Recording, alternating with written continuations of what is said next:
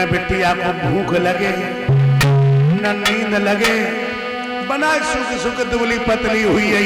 और क्या कह रही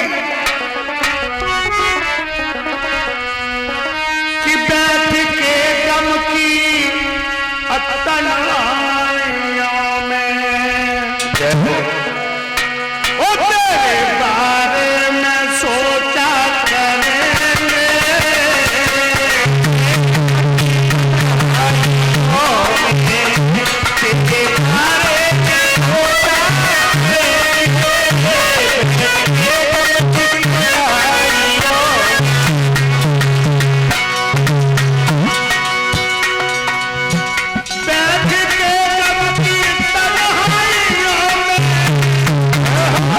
तेरे बारे में सोचा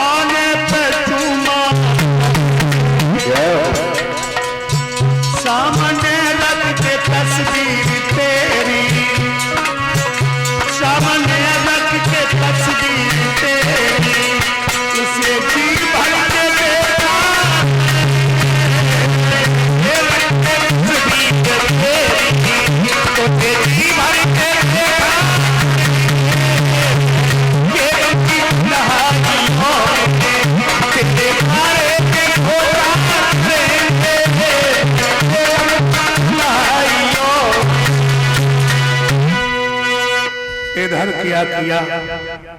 दिमाग रखना भगवत प्रेमियों, प्रयाग देश के राजा याद के लिए टीका भेज दिया। जब टीका भेज दिया, इधर बारात की टीम निश्चित हो गई। महाराज बारात लेकर के आए, जन्माशा बताया। सुबह हुआ, महाराज आज मंडप के नीचे पहुंची, भावरे पड़ी। भावरे पड़ने के बाद शुक्राचार्य कहने लगे हैं, हाँ तुम्हारी बेटी तैयार है। बेटे को पूछ ले। बिटिया चंपकली क्या है दद्दा? क्या कर रही हो? कचू नहीं लेकर मठा के आलू बनाए रही। तुम्हें जी बहुत सटा के ले, सटा के सुई ले रही। अच्छा तैयार हो गई? तो कर गया यहाँ मट्टी ना क्रीम पाउडर फेरन लग। अरे कितना मुंह बैठो जा मालूम नहीं कि जय भी कोई अब ऊपर के संगम बैठो गए नहीं मालूम है। ये बिटिया जा रही है तो लोग कचू नहीं कुछ बना तो ले जाए। तो ऐसा करो जो घर रखो हो गए सेवम की मम्मी उधारो है सोई ले ले। वो झूठो नहीं चुपने लगो लगाओ नहीं। तो ऐसा करो सेवम की मौसी आई। इनकी मौसी आई है? हाँ। तो फिर को तो लगा लिया। अब ना मांग रहे तो फिर कोई लगा। हाँ जल्दी में लगा लो, नए सामान आओ तो लगाइए ले। अब काम चला ले रही हो, क्या बता फिर कोई लगा ले रही हो। लगाए ठीक है लगाए। और रोइयो ना।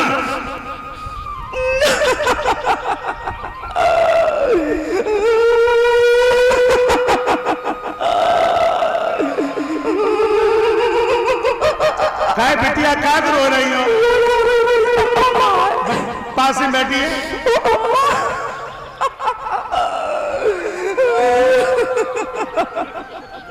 और मेरा दद्दा का बैठो। और दद्दा लगे आजा मिलने।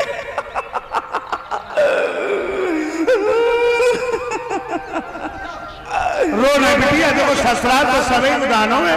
जानो तो है, तुम्हें बता पेट में जनरेटर को चल कर रही हो, तुम्हारी कसम का बता। चलो चुप हो जाओ, रो जाओ। शुक्राचार्य कहने लगे भैया राजा यार, अब हमारा तुम्हारा रिश्ता कौन है? ससुर दमाद, यानी बाप और बेटे का। बेटे का। हाँ। जो मेरी बेटी के साथ में बन करके जा रही है। हाँ मुझे दरवाजा दो। क्या? इससे तुम सपने में भी बात नहीं करो। हम तुम्हें दरवाजा देते हैं कि हम सपने में भी बात नहीं करेंगे। शुक्राचार्य कहने लगे कि विदा के समय शुक्र जी बोले, इस लड़की पर विश्वास न हो।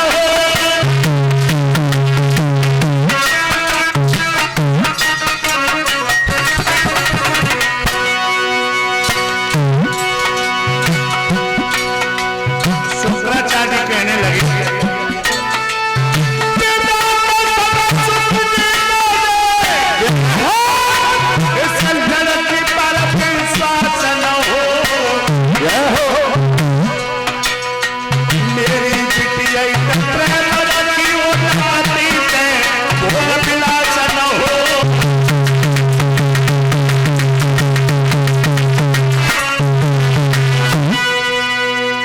नकटी तो भोग विलास ना हो। दिमाग रखना भगवत प्रेमी। डोला उठ गई, प्रयाग देश में पहुंच गए। जब प्रयाग देश में पहुंच गए, डोला अलग अलग महलों में ठहरा दिया। आज 5 सालें हो गई या 5। राजा याद शर्मिष्ठा के महलों में नहीं जाते, क्योंकि शुक्राचार्य ने दरवाजा ले लिया था। एक दिन 16 श्रृंगार किए हुए शर्मिष्ठा दरवाजे पे खड़ी। महाराज का इधर से पदार्पण हुआ तो महाराज ने क्या देखा?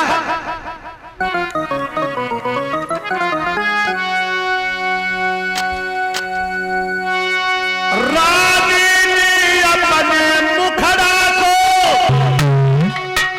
घूंघट से उठकाया। उपदेश ने दिल में ये समझी, और बादल से चादर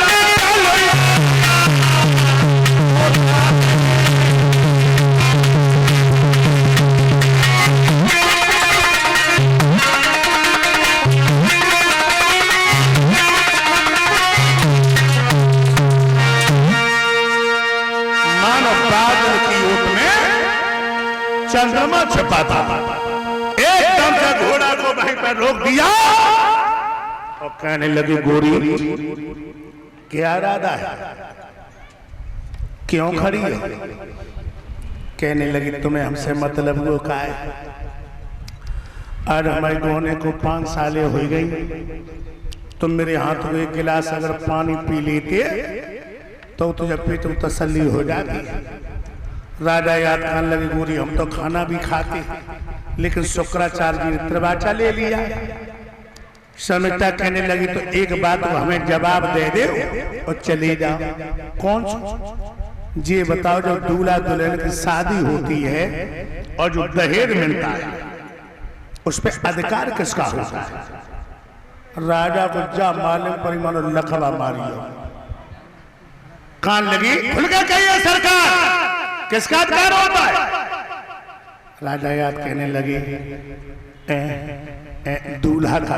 कहने लगी, मैं भी दहेज में मिली हूं, किसका अधिकार है?